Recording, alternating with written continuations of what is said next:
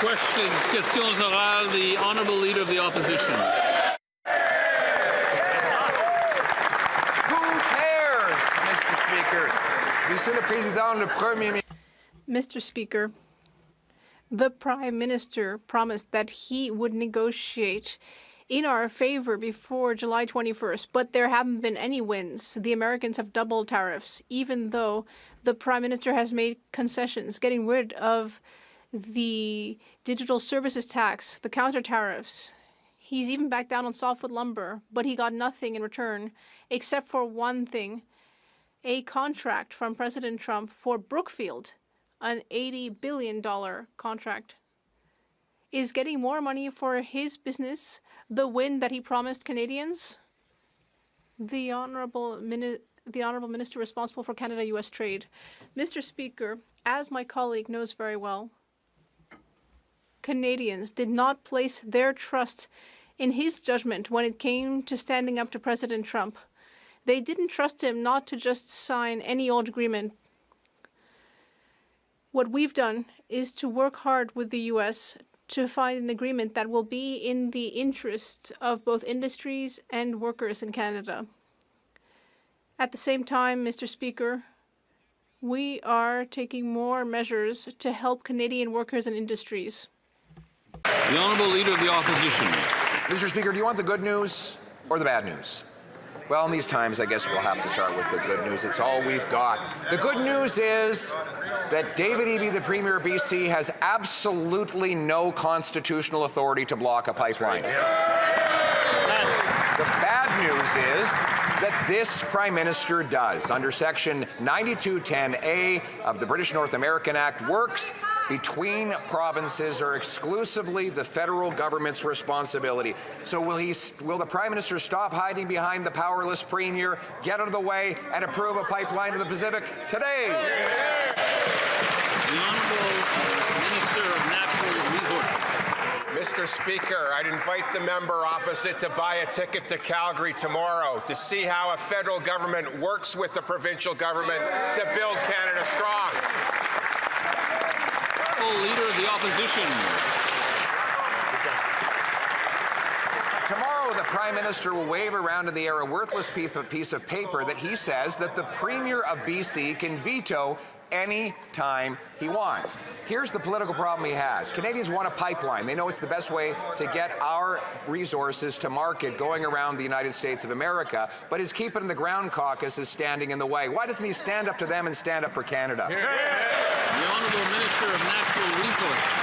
Speaker, maybe the member opposite should explain to his constituents why the Premier of Alberta wants to stand beside our Prime Minister and talk about how to build Canada strong. The Honourable Leader of the Opposition. Yesterday, the Prime Minister claimed that he did not have the power to approve a pipeline. Well, too bad for him. The Constitution is public. 9210A says that it is exclusively a federal responsibility. He happens to be the Prime Minister, and he asked us to pass emergency legal powers in C5 to give him the personal authority to overturn any regulation in order to get the project done. In other words, this government has the exclusive power. He has the exclusive legal authority. Will he match that authority with responsibility and approve a pipeline to the Pacific today? The Honourable Government House Leader. Mr. Speaker, what this Prime Minister is doing is leading. He's leading on building national projects. He's leading on building port capacity. He's leading on making Canadian steel, lumber, aluminum, and various commodities more available for homes, for big projects, to put people, unionized people, men and women from every part of this country to work building our great country. That's what this Prime Minister is doing. He's leading. What is the Leader of the Opposition doing, Mr. Speaker? The Honourable Leader of the Opposition. What am I doing? I'm standing in the House of Commons.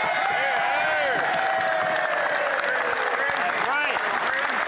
Where is he? Where's Waldo, Mr. Speaker? He's hiding. We know he's in the House of. We know that he's in Ottawa today. We know that he's in the. I think we're so close to the line there that we're actually stepping over it. So if the honourable opposition leader would continue, but maybe in a different vein. Mr. Speaker, I think we're finding out that if you're not there, you don't care. Right. Yesterday, the Prime Minister said, who cares that Canadian workers are losing their jobs because he broke his promise to get a deal? We care. Why doesn't he show up and prove he does too? The Honourable Government House Leader. I'd invite the member opposite to buy a ticket and come to Calgary tomorrow and see who cares. The Honourable Leader of the Opposition. Well, we've gone from elbows up to who cares under this Prime Minister. Remember, he said he would negotiate a win and he would get a deal by July 21st. Well, still no win, still no deal. He's made concession after concession. He backed down on counter tariffs, on the digital services tax, on the legal action against softwood lumber, and he got nothing in return. Well, one thing. Brookfield, his company, got $80 billion in contracts hand-signed by the president just 20 days after the two met. Is that what he meant when he said he would negotiate a win with Trump? The Honourable Minister responsible for Canada-US trade. Mr. Speaker, I know it's an inconvenient truth for the Leader of the Opposition that Canada right now, today, has the best deal of any trading partner of the United States. But you know what, Mr. Speaker? It's not good enough for Canadian workers, and it's not good enough for Canadian businesses. So unlike the Leader of the Opposition, who would have signed any bad deal put in front of him, the Prime Minister didn't do that. We said we would do the work to support Canadian workers and Canadian industries. We would buy Canadian, be our own best customer, and then negotiate a good deal with the United States. The Honourable Member for Belleuil-Chambly. Mr. Speaker, in 1995, a Liberal Prime Minister tried to do a fast one in Quebec, essentially cheating, lying, hiding things. And in 2025, will another Liberal Prime Minister once again do the same thing to the provinces in Quebec? Based on a mandate, based on an election where he talked about trade, where actually he's instead looking to benefit American shareholders and himself. Excuse me. The Honourable Minister of Immigration, Refugees and Citizenship. I'd like to thank my colleague for the question. I can say for all Canadians, and especially for Quebecers, that I'm not focusing on things that have happened in the past. Instead, I am concentrating on what we can do to make our immigration system strong and to attract the best talents in the world for both Quebec and Canada. Under the Canada-Quebec agreement, Quebec is the one that selects its own permanent immigrants. The Honourable Member for Belleuil-Chambly. Well, I'll have to make my question clearer, or make it clear who I'm asking the question. I will have to ask the Minister of Canadian Heritage, the former leader of Équiterre, is he comfortable with the fact that the Prime Minister is trying to get around Canada's legislation in order to push an oil agenda to the detriment of the climate? The Honourable Minister of Canadian Identity and Culture. Mr. Speaker, my colleague's question might be more relevant if he hadn't authorized drilling on Anticosti Island, right in the middle of the St. Lawrence. If he hadn't made it so that in Quebec, 50% of the oil is Albertan, all due to the leader of the Bloc Québécois. And perhaps what he's saying would be a bit more relevant if under our budget negotiations, the Bloc Québécois had brought forward a single measure to protect the environment. They did not bring in a single proposal for the environment. That's what we got from the Bloc Québécois.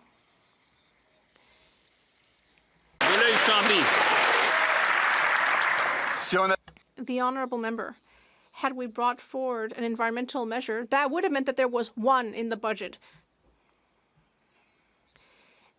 The Minister of Heritage, the former Minister of the Environment, he is a Quebecer. He was a member of the Liberal caucus under Justin Trudeau.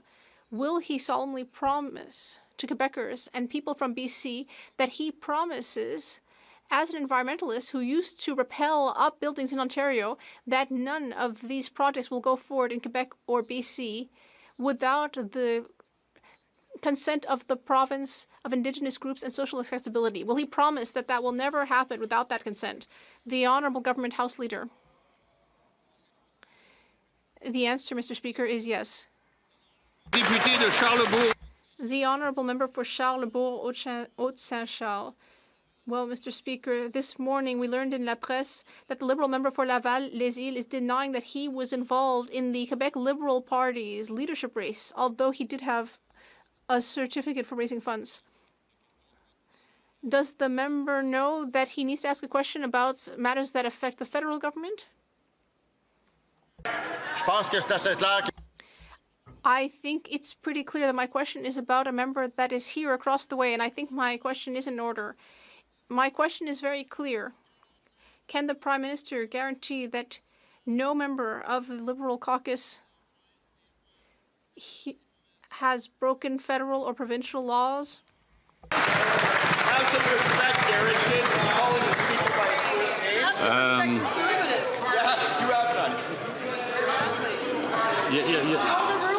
Je vois pas que ça touche vraiment. I don't think this has to do with any matter of federal government policy. This is a matter of provincial legislation. That was raised in the question, so I don't think that we can allow this question. De Charlebourg, Haute-Saint-Charles, une deuxième tentative. Well, Mr. Speaker, I'm speaking about federal legislation. Let's recall that the former parliamentary leader of the Quebec Liberal Party, Mauro Whiskey, said to Pablo Rodriguez that there were dubious shenanigans happening in Ottawa. I really think that this is pushing it. This is a matter of unproven rumors. This has nothing to do with the federal government's policies. I cannot allow this question.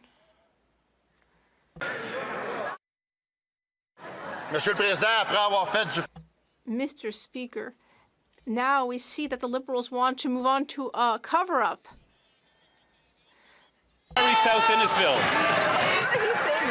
The Prime Minister says Canadians need to sacrifice more and accept a lower standard of living and quality of life, while he says, who cares about critical trade talks with the U.S., acting more like an advance team for Brookfield and standing up for Canadians. Everywhere he goes, a deal for Brookfield follows while tariffs stay in place or go up. We learned this week that the Prime Minister stands to make millions in bonuses from Brookfield's success.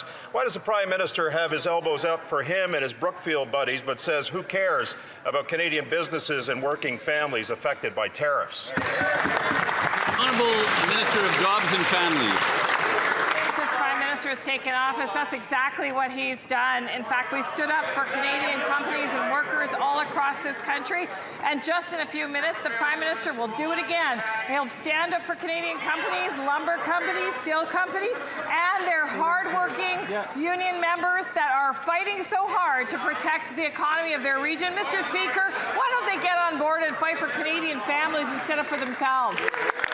The Honourable Member for Berwick South Innisfil. So he shrugs off critical trade talks with a smug who cares. Here's something he can't shrug off and everyone should care about. Despite the conflict of interest and ethics screen he has on Brookfield, we found out this week that the Prime Minister met with Brookfield executives behind closed doors in his office in October, proving that his ethics screen is more like a smoke screen. The Prime Minister and Brookfield stand to gain millions from his policies. He knows he can't have any contact with Brookfield, but he met with them anyways.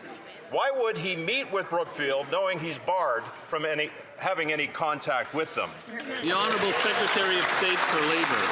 Speaker, the Prime Minister in a few minutes will be doing his job. He'll be standing up for steel workers. Every project, every infrastructure project in this country depends on one thing, Mr. Speaker: Canadian Canadian steel, strong Canadian steels, and the workers who produce it, Mr. Speaker.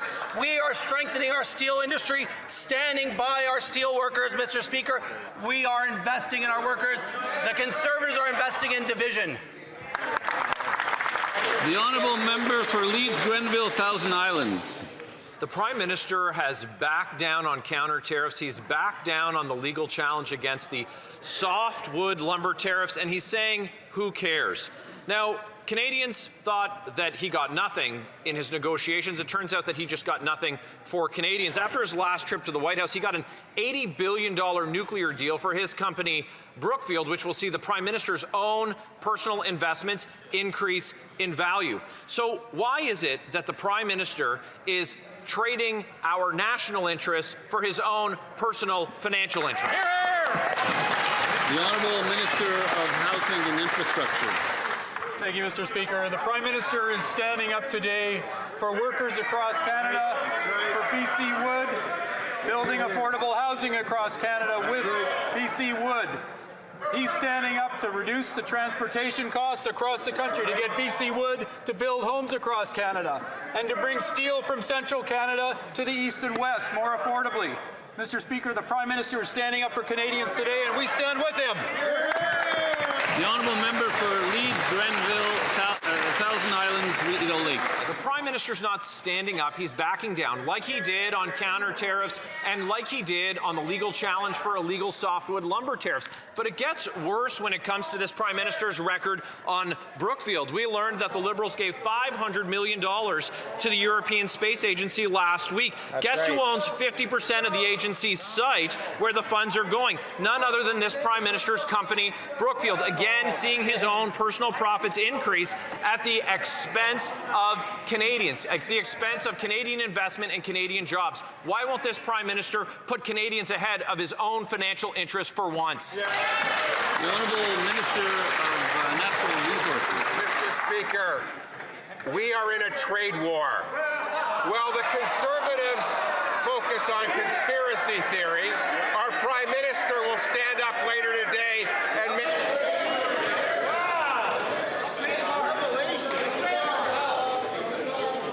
Not from the top, but the member may continue.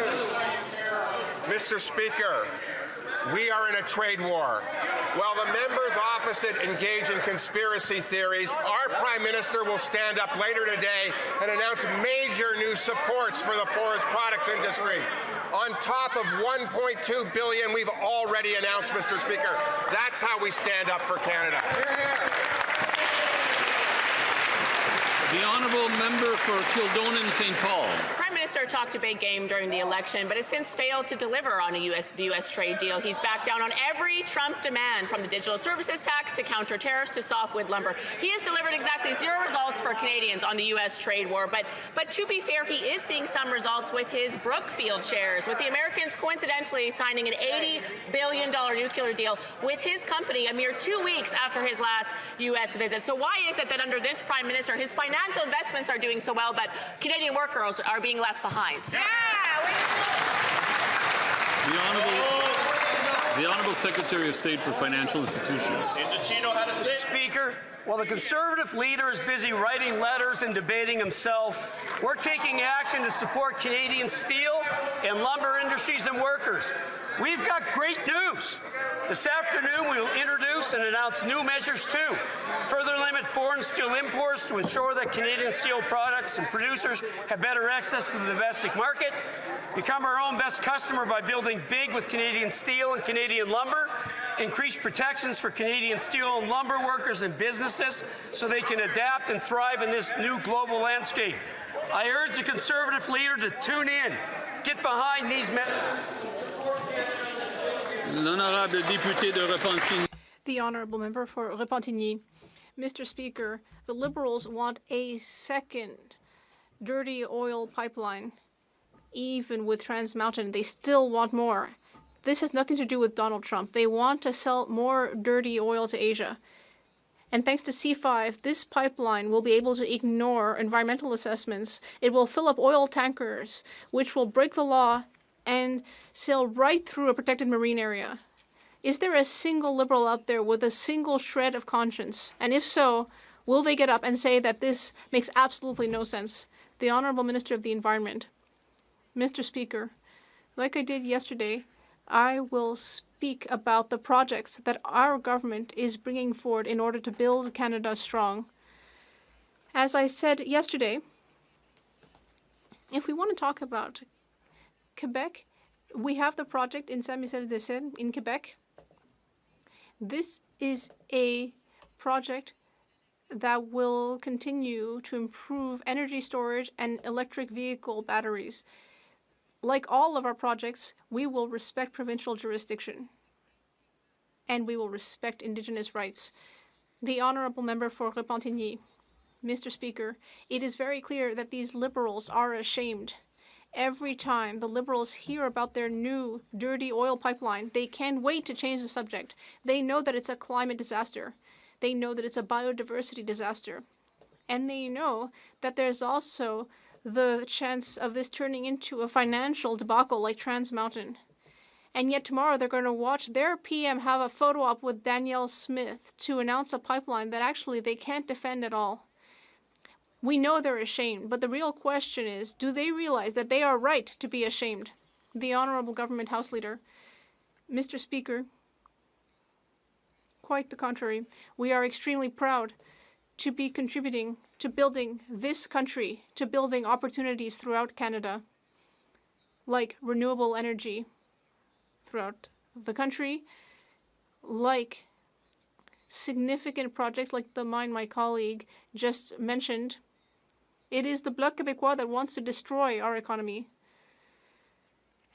With them, and then we also have the Conservatives who simply want to open the floodgates. As usual, between the two of them, the Liberal Party is finding the correct middle ground. The Honourable Member for Montmorency-Charlevoix. Well, Mr. Speaker, this Prime Minister has gone from elbows up to who cares after he failed to sign an agreement on tariffs with the U.S. He backed down on the digital services tax, on counter tariffs, and on the legal measures on softwood lumber. We thought that he hadn't gotten a win, but the truth is that he didn't get a win for Canadians, but the Americans did sign an $80 billion nuclear agreement with the Prime Minister's business, Brookfield. And we know that when Brookfield gets richer, so does the Prime Minister. Why is this Prime Minister sacrificing the interests of Quebecers and Canadians so that he can profit? The Honourable Parliamentary Secretary to the Minister of Industry. Mr. Speaker, when the Prime Minister makes a decision, it's in the interest of all Canadians. That is why we've made several trips, although our colleagues don't like that. We've gone abroad to find new investment. That's why this afternoon there's an important announcement, and I hope our colleagues will be paying attention, because there will be announcements on softwood lumber and others to support our industries. That's what we're doing all the time. The Honourable Member for Montmorency-Charlevoix. Well, Mr. Speaker, it takes a lot of work to manage all of the conflicts of interest having to do with Brookfield.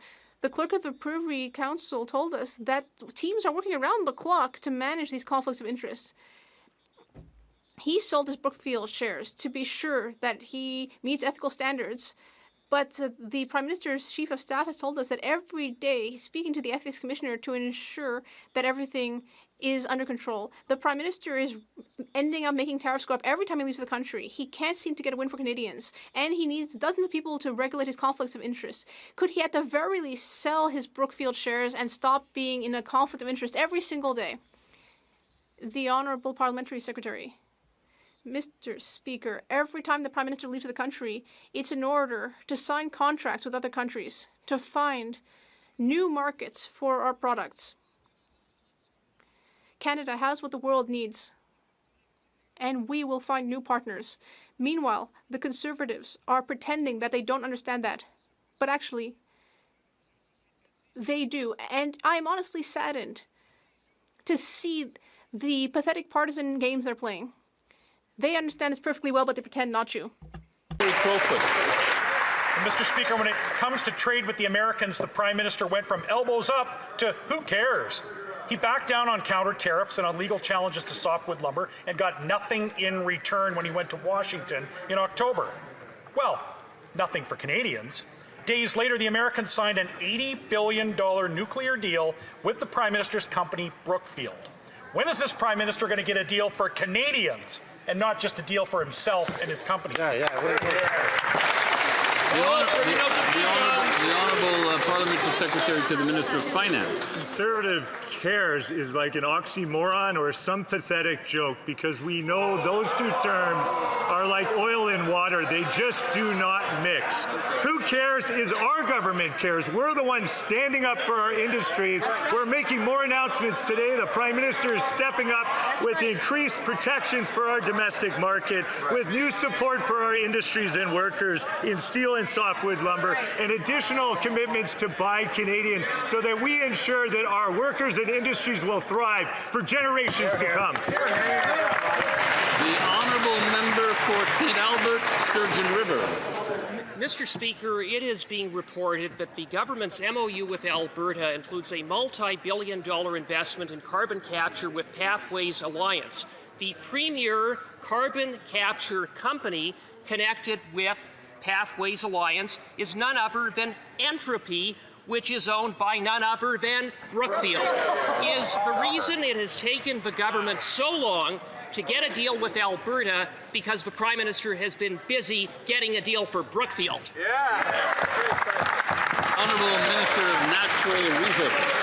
Speaker, I hate to break up their conspiracy theory, but Pathways is actually owned by 6 large oil companies, not Entropy.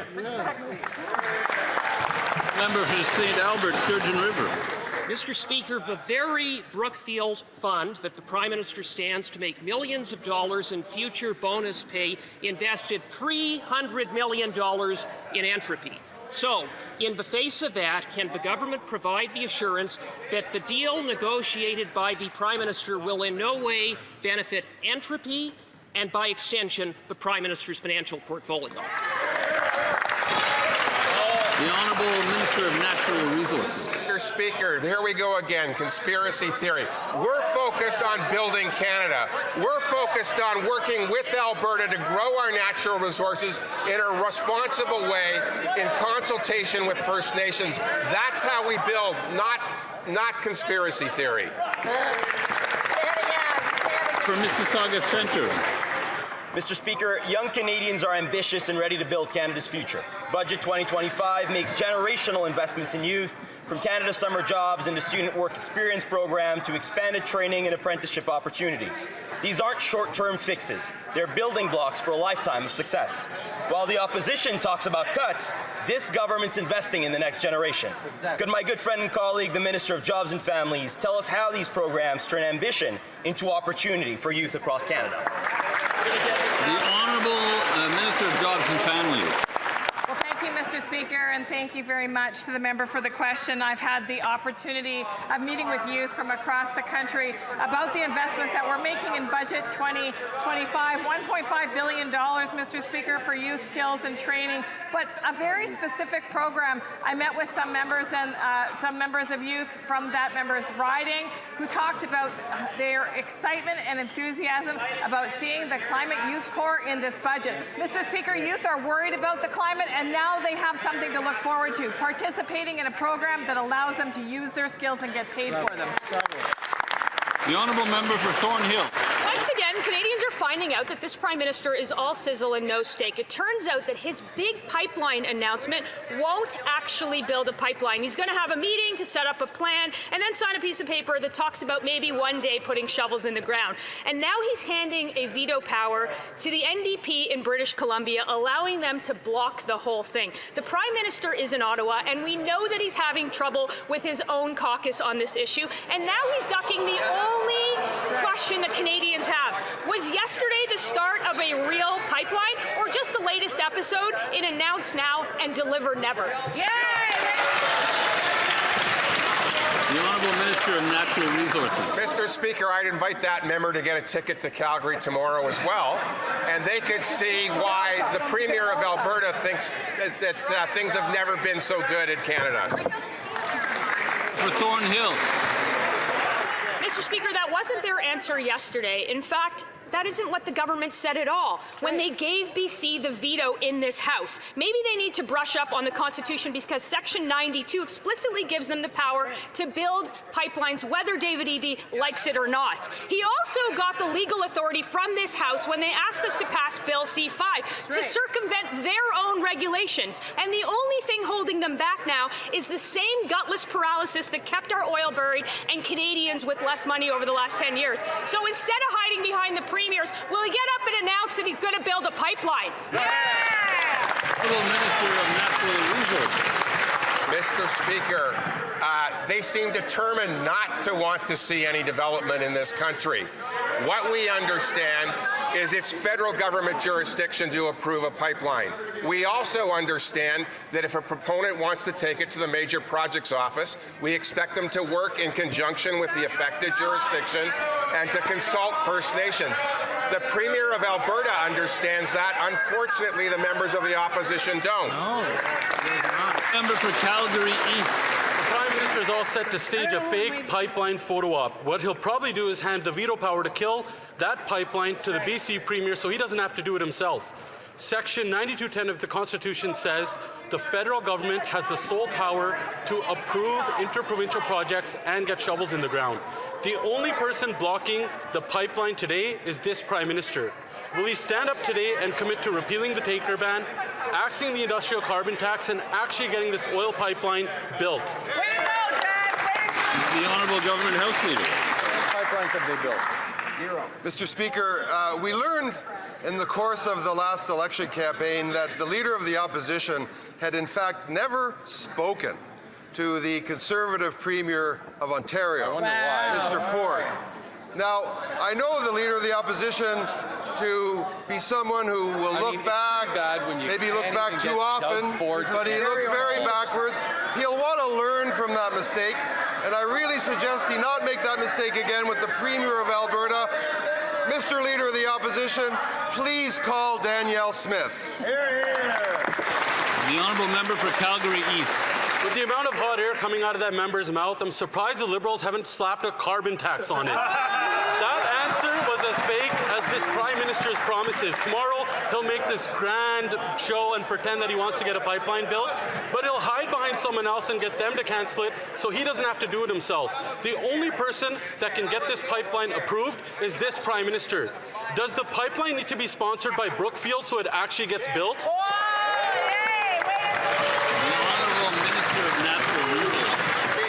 Unfortunately, that plane's going to get pretty full. I invite the member across to buy a ticket and come to Calgary and see what a federal government, how they can work with the provincial government to build Canada strong. The Honourable Member for North Island, Powell River.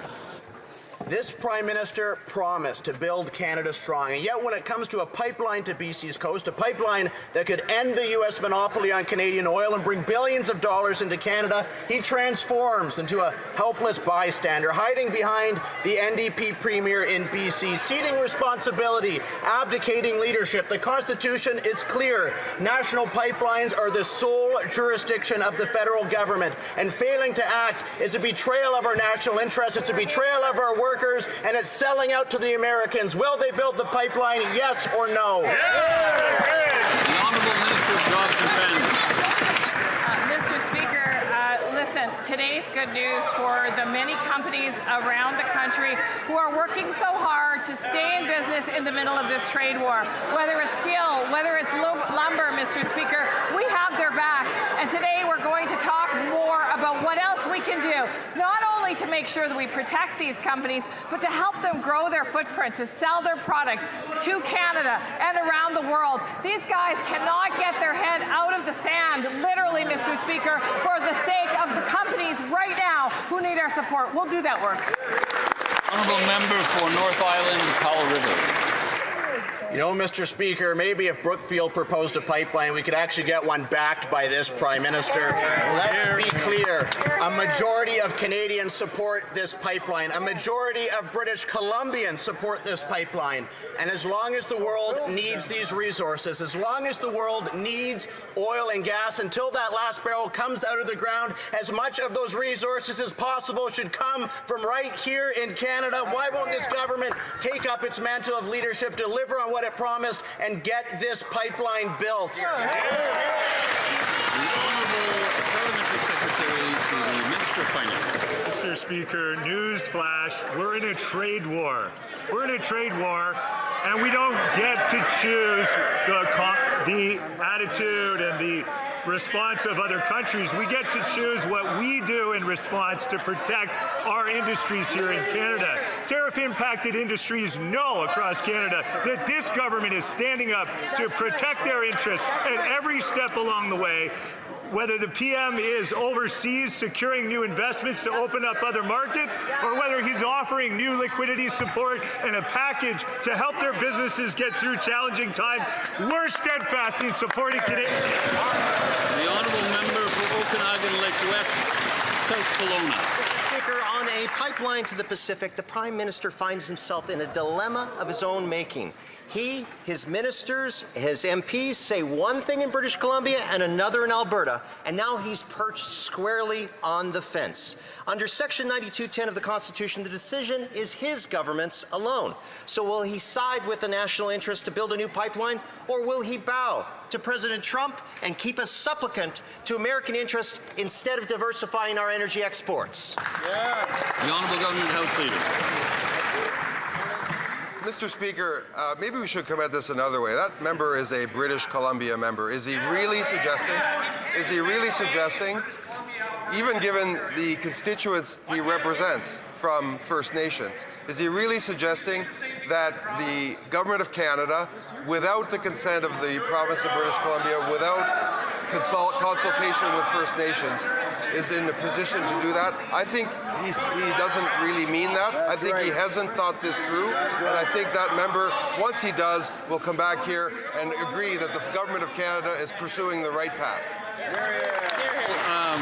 Member for Okanagan Lake West, South The arrogance of that answer, Mr. Speaker. He hasn't spoken to my constituents like I have on this issue. And right now, the only thing that is crossing provincial borders is this Prime Minister's indecision. A pizza shop is more productive than this Prime Minister because at least they know what business they're in and they know they need to deliver in a competitive marketplace. Section 9210 is clear. The power to act is his. So will the Prime Minister stop hiding behind premiers and process, or will he finally stand up for Canada, repeal the shipping ban, axe the industrial carbon tax, and build a new pipeline to the Pacific that is in the national interest? The Honourable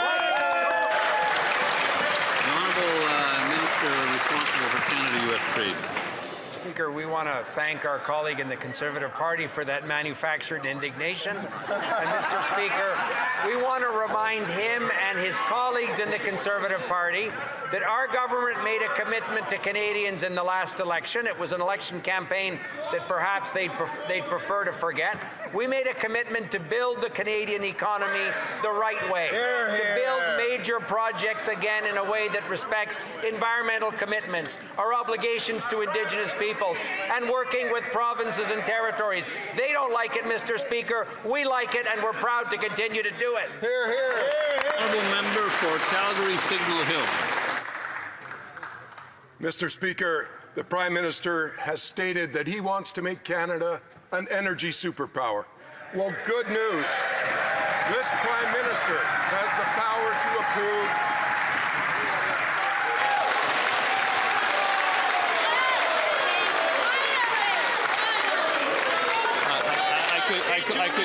I could see that coming. I could see that coming. In the business, it's called an applause line, but the member may start from the top. Yeah. Mr. Speaker, this Prime Minister has stated that he wants to make Canada an energy superpower. Well, good news. This Prime Minister has the power to approve a pipeline to the BC coast. Section 9210 of our Constitution gives the Prime Minister jurisdiction over interprovincial projects like pipelines. not premiers, the Prime Minister. So will he stop passing the buck and approve an oil pipeline to the coast so that we can get this nation-building pipeline built? The Honourable Minister of Natural Resources. Mr. Speaker, this Prime Minister so far has referred $117 billion, $117 billion of projects to the MPO. Maybe this member can join us tomorrow in Calgary and see how this government, with the provinces, is building Canada strong. Honourable Member for Pickering-Brooklyn. Mr. Speaker, this week, as we begin the 60 days of activism against gender-based violence, and with today marking Economic Abuse Awareness Day, we are reminded of the countless women, children, and families whose lives have been forever changed by abuse. And we are reminded that this violence doesn't always leave visible scars. It's often hidden behind closed doors, taking the form of control, isolation, and economic abuse that can trap someone in a dangerous situation. Could the Minister of Women and Gender Equality speak to how our government is working to recognize and combat economic abuse and support those who are living through this painful and often invisible form of violence? The Honourable Minister for Women and Gender Equality. I thank my honourable colleague for that question. As we mark the 16 days of activism against gender-based violence, we recognize the women who built this movement and the work that lies ahead. Our Economic Abuse Awareness Day, we recognize that gender-based violence can be physical, emotional, and psychological. That's why in our budget, we committed to working with financial institutions on a code of conduct to prevent economic abuse, helping them identify it and intervene safely. We will keep working together to end gender-based violence so women can live safely and free from fear. It's unfortunate the members opposite voted against this very measure. The Honourable Member for Oshawa. Mr. Speaker, when the Prime Minister was asked this weekend whether he had spoken to Trump about trade, he said, "Who cares?" Apparently, there is not a burning issue. Well, Mr. Speaker, Conservatives care, and so do the thousands of Oshawa auto workers at the GM assembly plant who are losing their jobs because of the trade war. How can the Prime Minister look Oshawa auto workers in the eye and tell them he doesn't care and that their jobs don't matter? The Honourable Secretary of State for Financial Institutions. Mr. Speaker, great news for the Conservatives. We care. This afternoon, we're going to announce new measures, further limit foreign steel imports to ensure that Canadian steel products have better access to the domestic market, become our own best customer by building big with Canadian steel and Canadian lumber, increase protections for Canadian steel and lumber workers and businesses so they can adapt and thrive in this new global landscape. Mr. Speaker, that leader only cares about himself, squashing a caucus revolt, and thank you.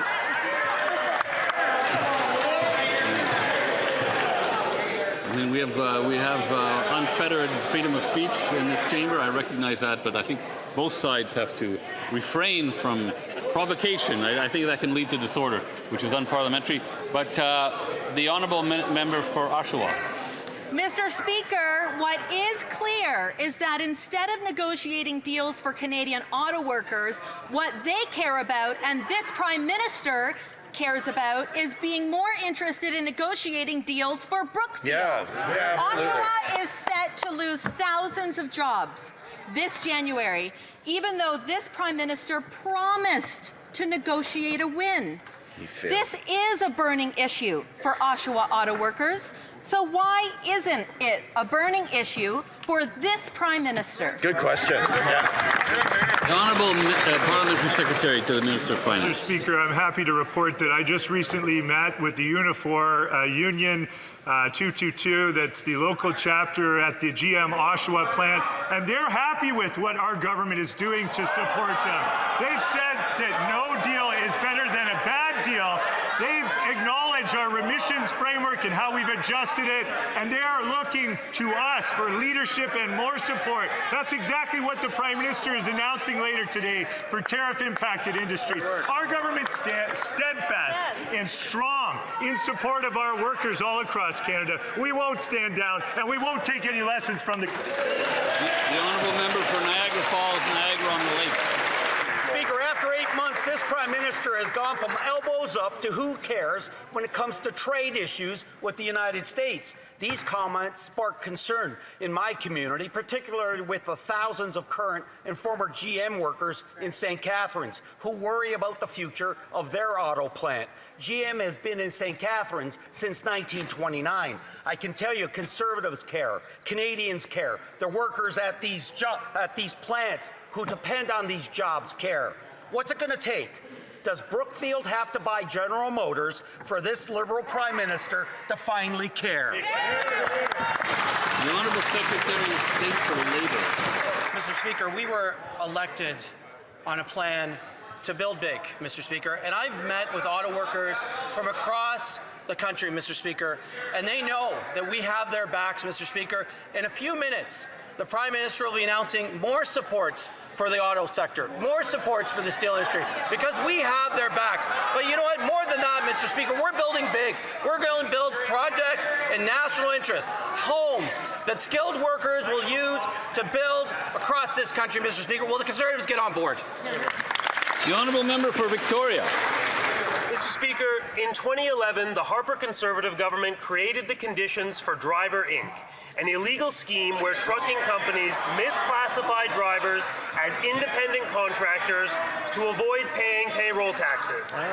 This has hurt workers, distorted competition in the market, and deprived the federal government of important revenue that it should be able to use to invest in Canadians. In Budget 2025, our new Liberal government took action to end this scheme. Can the Secretary of State for the CRA please inform the House of the measures our government has taken to end Driver Inc.? Good question. The Secretary of State for the CRA. Mr. Speaker, in this historic budget, we are investing new resources to restore fairness to Canada's trucking industry after that party, the Conservatives, broke it. We will lift the moratorium on penalties for unreported fees for service, launch a dedicated compliance program, and expand information sharing with Employment and Social Development Canada. These measures will end the illegal Drivers Inc. scheme and level the playing field for companies that follow the law. The Conservatives and the Bloc Québécois both voted against Budget 2025. It's a shame that they didn't support tax fairness. The honourable député. The Honourable Member for Louis Saint Laurent, Akiawenrak. Mr. Speaker, we know the Prime Minister is very familiar with Brookfield, but does he know about PACCAR? It's a business which has been making trucks for decades. Now, they've announced 300 layoffs. So those are people, even parents, losing their jobs. Why? Because of American tariffs. Now, I know that it's not Brookfield at stake, but can the Prime Minister go talk to the workers at PACCAR and tell them who cares? The Honourable Parliamentary Secretary to the Minister of Industry. Mr. Speaker, I'm surprised by the colleague's question.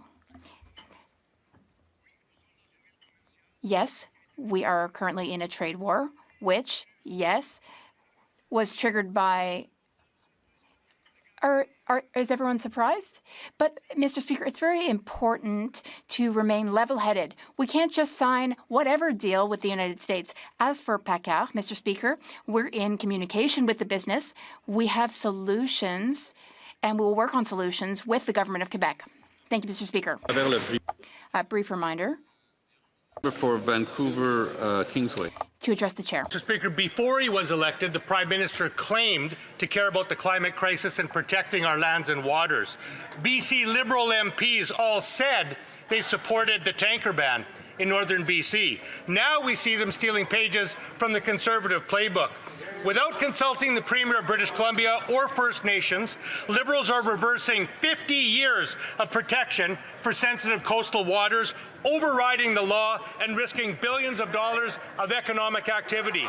Why are Liberals sacrificing the BC coast and betraying the voters who sent them here? The Honourable Minister of the Environment and Climate Change. Mr. Speaker, Our Prime Minister was very clear yesterday, and I think it's important to highlight that we will make sure, with any of the major projects that move forward, that we work with affected jurisdictions. That means all of the provinces, and we will work with Indigenous rights holders, respecting their positions and their rights. We will make sure that we continue to build Canada as a strong country, strong future for our country, and we will make sure that we do it well. Hear, hear.